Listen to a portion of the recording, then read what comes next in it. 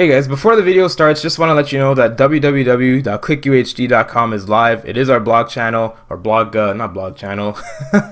It's our blog website, so feel free to check it out. I forgot to mention it at the beginning of the video. Again, so I'm just going to throw this at the beginning and then we'll start the video. So anyways guys, again, feel free to check it out. Link in the description. Feel free to register. Free to do so. Top right corner, click register and log in or create an account and then log in with it, and you can post comments. And if you get upgraded to moderator or whatever, you'd be able to post your own posts as well. But we'll see how that goes. But feel free to check it out, guys. Really appreciate it. Enjoy the video. Take it easy. Yo, what's going on, YouTube? Nassif here from Click.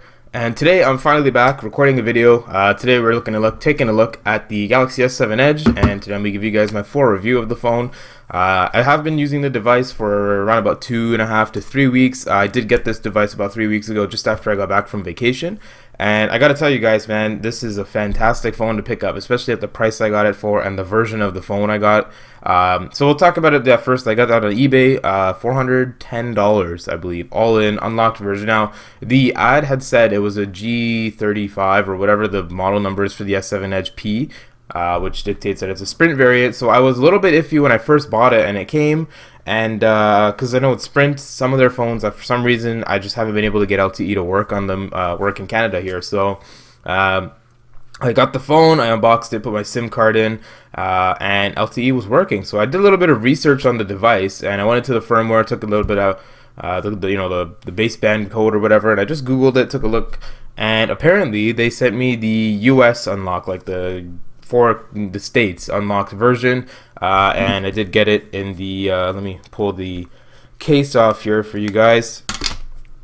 I did get it in the adamantium silver, as Floss calls it, or the a little bit dirty there, as usual with Galaxy S7s and S8s and whatnot. I did get it in this kind of silver color, and guys, honestly, I have to say, at first I was like, the silver is a little bit too flashy, but I really do have to say this is my favorite Samsung color for any Samsung phone, and I wish that I was able to pick this color for all of my Sammy devices, because this color rocks. Now, the only thing that I did notice was the fingerprint scanner here had a few minor nicks. However, it doesn't affect how the fingerprint scanner works. You stick your hand on there, or your thumb on there, and it's very quick to read your finger, scan your finger. Like, there's no issues with it at all. So let's get into the review now. So first things first, guys, I'm just gonna tell you the build on this phone is fantastic. I love the edges. It's very, very much better than the Galaxy S6 Edge, the S6 Edge Plus, because the way those phones were built was basically a Note 5. So the Note 5 had a flat front and a very strong curved back. It was almost like you turn the Note 5 upside down and that's what you're holding, the Galaxy S6 Edge Plus or the S6 Edge. So this phone here, the curve is still very, very like sudden almost on the display. Like you have a straight, and all of a sudden it curves off. But it does bleed into the metal of the phone, and the back of the phone is kind of curved in, as you guys already know. So build-wise and how it's held up for what, like almost 2 years now, fantastic. This phone is awesome. And again, it wasn't a brand new device. Obviously, it was I guess a refurb or a used phone, but I guess the condition and the way the phone is held up is fantastic. So next thing I want to talk about is the processor and whatnot. So there were two variants, and I guess in the States, these guys got the Snapdragon 820 or 820. I think it's the 820 version with 4 gig of RAM. Now, comparing this to the Exynos on my Galaxy Note 5, very, very, very, very much of a difference between the two processors, how they manage RAM, how the phone operates, and just in terms of opening and closing apps, boot up times, that kind of, not the lag, but when you first turn the phone on and you try to start using it, that lag and stutter, it was never there on the Exynos version of the Note, which was an older processor than this phone. And I guess the Snapdragon, I don't know, I guess it's just optimization for Snapdragon and or for Exynos and the Samsung devices, because it is their own processor. But that doesn't mean this phone is a slouch. This definitely does load things up extremely quickly. I'm not obviously connected. I don't have my my internet on, but just in terms of camera loads quick. Now again, if I did that compared to the Note 5, the Note 5 was way quicker. What's up? So I mean, it is very, very much faster on the Note 5. But once the apps are open and you're switching between, like if I'm in the settings and I want to jump to the camera, no stutter, no delay, and I do have my where's my dev options? I do have my animations tuned down to 0.5 for everything, just to speed things up, because I find with I don't want the GPU up. Oh god, seizure. Just overall, yeah, guys. I mean, I know the Samsung animations are a little bit like dragged out. Like you can, the app opens up very nicely and slowly. So I mean, I don't care for that. I just like to see the phone moving quick. So it is what it is. But otherwise, guys, it has been fantastic in terms of the build and just the software and whatnot. And I guess that kind of the difference between this and the Exynos version of the S7 Edge. I'm sure there is much of a difference, but once you start using it as a daily, those, 0.2, 0.3 second stutters or delays really don't make much of a difference on day-to-day use. So not something really to worry about, especially when you guys can see like this thing is just jumping between apps. We'll hop into YouTube here. Again, not going to load, but it just, the way it moves between apps, I can't go into any of those without blowing anyone up. We'll jump into calculator, calendar we can go into as well. And just in general, like just the phone very, very quick. There's no delay once you get it going, as you guys can see here. So I mean, between this and versus Exynos, probably very much similar. But if you start doing those speed tests where you open the clock, you start the timer, and then you open 50 million apps and then whatnot, obviously you're going to see the Exynos is going to be doing better just because of optimization. But again, day-to-day use, you're not going to notice. The next thing I want to talk about, guys, is the screen. Now the screen is beautiful, fantastic. Kick that thing all the way up. Look how bright that gets. Obviously it's a little bit glary on the video, so we'll kick it back down. But the screen is fantastic, guys, and the way the edge kind of bleeds off of the screen, or bleeds off of the phone, just the way stuff scrolls off of the edge display here is awesome. Let me just I don't know if the effect is coming through, but every time I scroll something, I always have to admire the way that looks, just kind of bleeding off the display there. And just in general, the in-hand feel and usability with the edges is great, because the natural motion is to swipe from the edge of the screen out. So you're able to do that. With some phones, the bezel starts like, the screen starts here, so you start swiping on the bezel and nothing happens. So very natural motion to do here, and I gotta say I love the screen.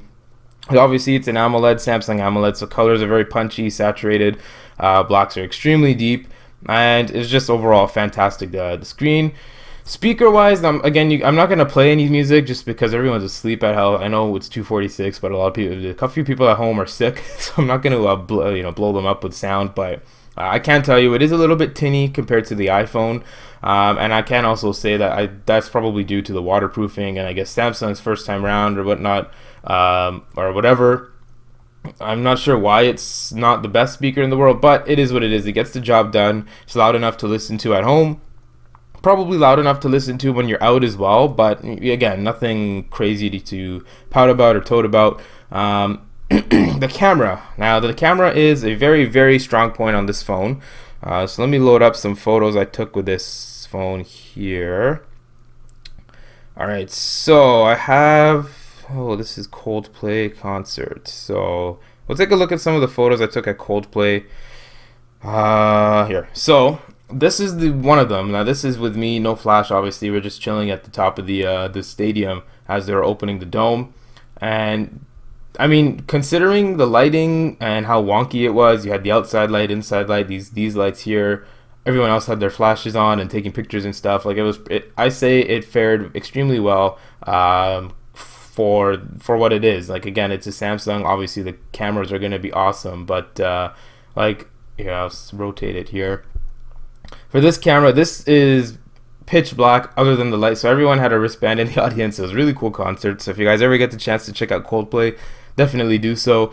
But I just found like it did extremely well with the kind of mix of colors and exposures or whatnot. I don't know like how to really describe it, because in person the lighting was so wonk. Like a normal camera would probably just fall apart and not know how to deal with all of the lights. But as you guys can see, it did a fantastic job of catching detail and just kind of really blowing those colors up and making it look awesome on this beautiful screen.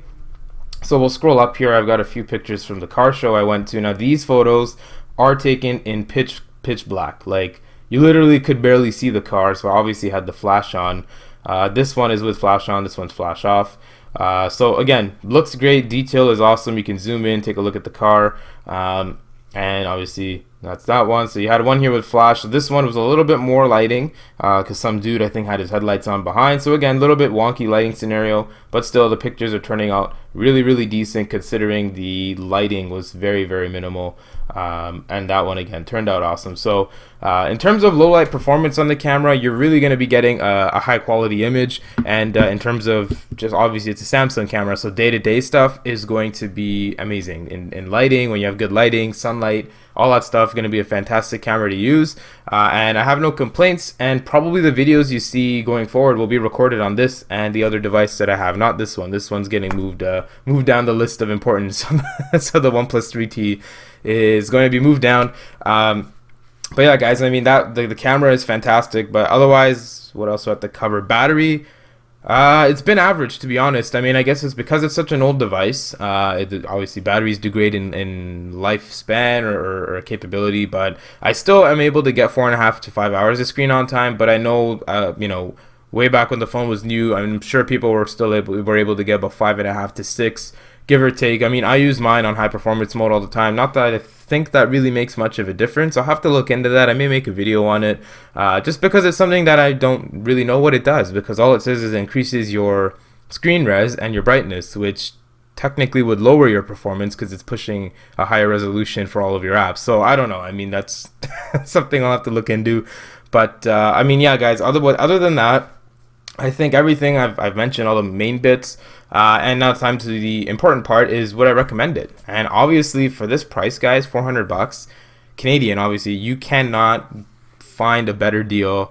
Now granted, this was on sale, I believe, on eBay, so it may be a little bit more, but I'd say anything sub 450 for this device is fantastic. Whether or not you get the Snapdragon or Exynos version, $400 for that device is amazing. There is no comparison on the market right now. I mean, not that I know of, not that I would consider. I would not buy a Chinese phone over this. I wouldn't buy a blue phone over this. Wouldn't buy an older iPhone over this. I would definitely get the S7 Edge over all these other devices and just rock it because it's an awesome phone. So anyways, guys, I think I hit everything. I'm gonna render this video now and upload it, and then I'm gonna hit the golf course. So thank you guys for watching. If I missed anything, feel free to let me know in the comments down below. If you like the video, drop a like on it, and definitely subscribe to the channel, and click that notification bell to get notified when we upload new videos. Anyways, guys, thank you guys again for all that support. Hopefully you guys enjoyed the video. Sorry if I had a little bit of a nasally voice. I'm feeling a little bit sick again, so hopefully I don't get it too bad and I'm still able to record videos. So anyways, guys, again, thank you guys so much for the support, and I'll talk to you guys in the next video. I'm out. Peace.